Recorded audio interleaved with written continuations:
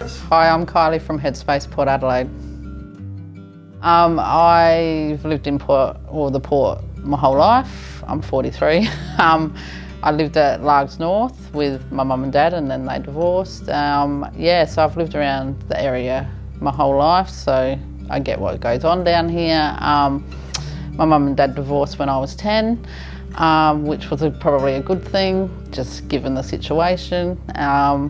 And I was very close with my grandparents, and my grandfather was part of the stolen generation that we found out a bit later on in his life.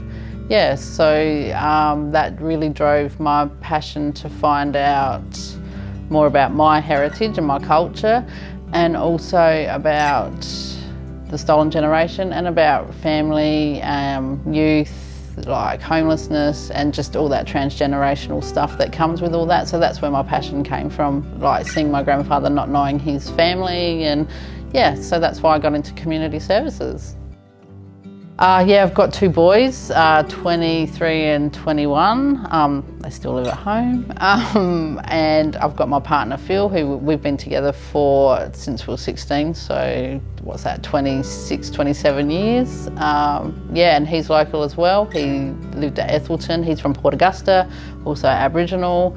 So we've been together for a lifetime. So that's our little family. I went to Port Adelaide TAFE and got my community services degree, and then I got into child protection residential care for the fact of the removal of Aboriginal children, and that's just from my grandfather's story. So I thought I could make a difference within that, or lessen the impact. I understand that things happen, but about connection and things like that. That's why I went into residential care, to help young people. Homelessness was a big thing of mine. I'd seen a lot of people that I knew that were homeless, and also mental health. I was clinically diagnosed with depression when I was young, and when I was young it wasn't really spoken about mental health. It was still behind closed doors, so a lot of people didn't know how to react. We didn't have places like Headspace where I could go to. So it was a difficult journey for me to understand what that meant for me and why I was going through that. And through my years of going to see somebody, I worked out the reasons why. There's a lot of transgenerational trauma, which in my work I talk to young people about. In residential care, I understand removal, big thing, transgenerational trauma. I learn all these things, and so with my experience, I try to pass that on and support people through that. So Headspace is a youth mental health service. They've been around for about 13, 14 years.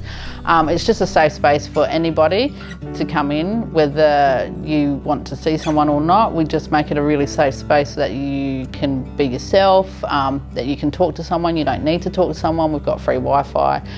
It's just a safe space for youth. When I was younger, mental health was still not spoken about. It was like you get put away for that, you're weak.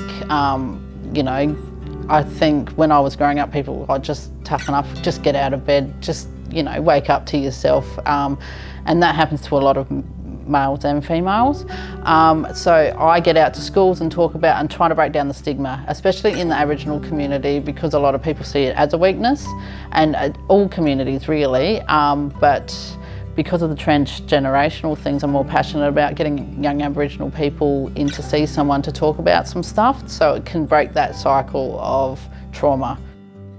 And I think it's happening now. People, especially men, talk about, hey, I'm not okay and I need to go and see someone, and there's places and people go, yep, go to Headspace, or the other places that may work for them as well, but not to be scared to talk about mental health, because it affects everybody.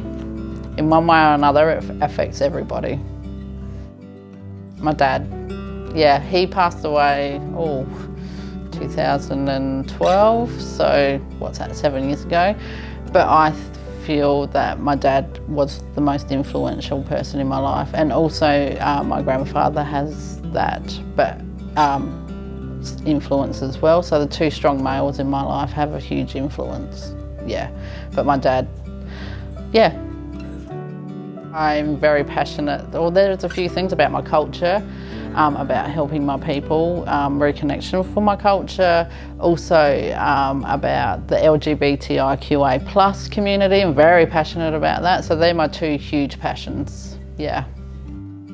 I advocate for young people, I advocate for both communities, all the communities, so I'd like to feel that I am a voice for people that feel like they can't speak. Just talk to someone, yeah.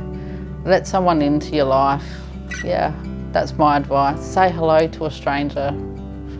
Yeah, you don't know the impact it has on somebody.